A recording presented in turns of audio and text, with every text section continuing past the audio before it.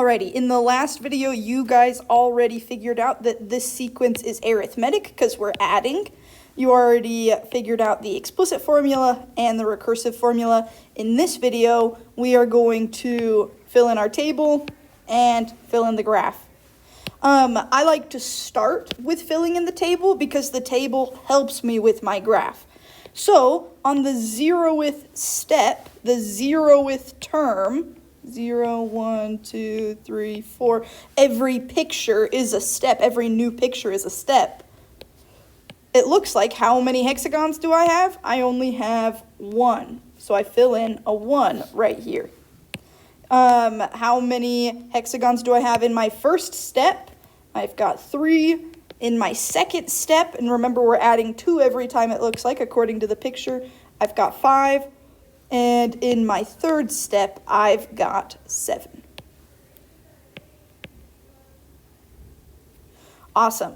So now, remember, ladies and gentlemen, I can graph this using the information in my table. Remember, the first column is always my x value, and the second column is always my y value. X always tells me how far to the right and left to go, and y tells me how far up and down. So, in my first coordinate point, it looks like I'm going to go to the right, 0, and up, 1. So if I look here, I'm going to go to the right, 0, and I'm going to go up, 1, and that's where my first coordinate point will be.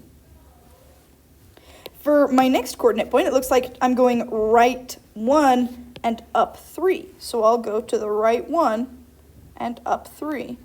So my point will be right there. Right 1, up 3. For my next coordinate point, it looks like I'm going right 2, up 5. So I'll go right 2, up 5.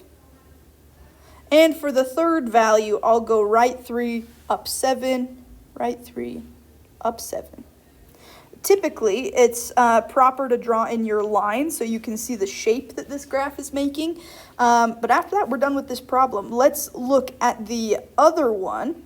So again, in the last video you guys watched on figuring out how to do a geometric one, you already figured out that this is geometric. You already figured out we're multiplying by 3. Already figured out our explicit formula and our recursive formula. All we have left is the table and graphing.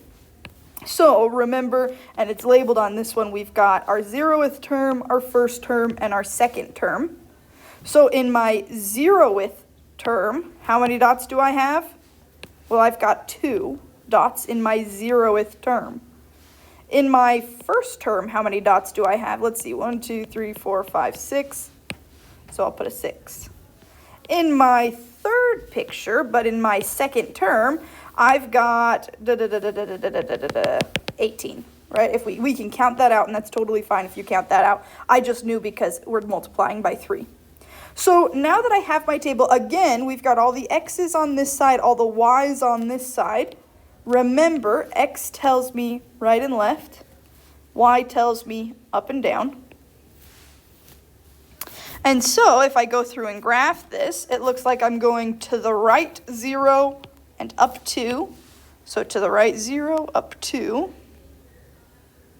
For my next one, it looks like I'm going right 1, up 6. And then for the third one, we'll go right 2, up 18. I'm going to guesstimate that that's probably going to end up right here. Now, we know just from working in the past that geometric, in other words, when I'm multiplying or dividing, I'm going to end up with this curved line. Alrighty, thank you very much. If you have any questions, please reach out. I'd love to help.